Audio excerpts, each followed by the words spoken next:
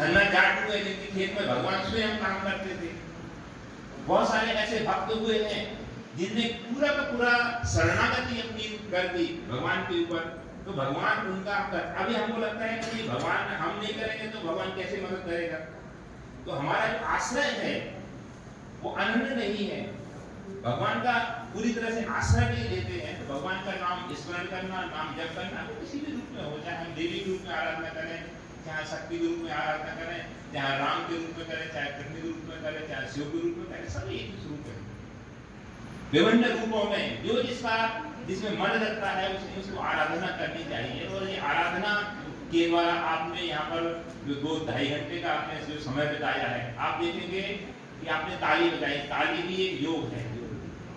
इसमें एक्यूप्रेशर आपको मालूम है कि शरीर के पूरे अंग, चाहे किडनी से लेकर के, आई से लेकर के और लीवर से लेकर के सारे अंगों के जो पॉइंट्स हैं, एक्यूप्रेशर के पॉइंट वो ताली में होते हैं। ताली जब बजाते हैं तो ताली भी एक योग है। उससे क्या होता है कि हमारा जो ब्लड प्रेशर जो लोगों का रहता है वो नॉर्मल नहीं रहता है।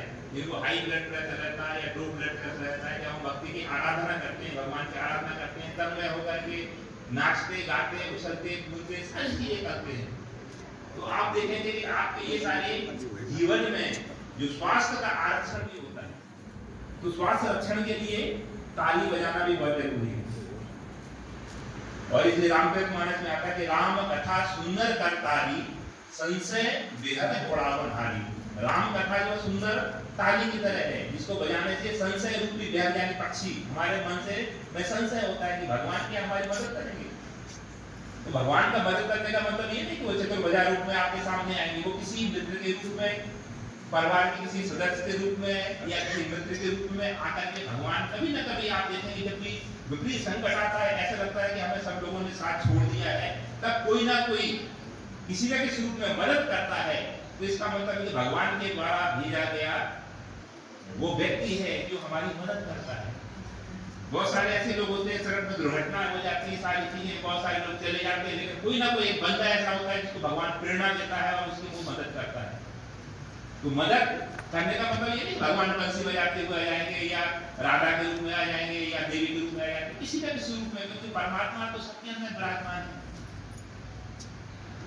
हर कण में विराजमान है और आत्म रूप में सबके अंदर विराजमान है। तो परमात्मा की जो आराधना करने से जो लाभ मिलता है वो संसार में उससे बड़ा कोई लाभ नहीं है।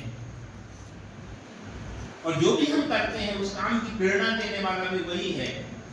कई लोग कहते हैं कि परमात्मा इन सबको देने वाला है, सारी चीजें वाला है, तो हम क्यों फिर भक्ति करें, आराधना करें, क्या फायदा है। तो इसमें एक छोटी सी कहानी है कि एक पिता था, उसके 3 पुत्र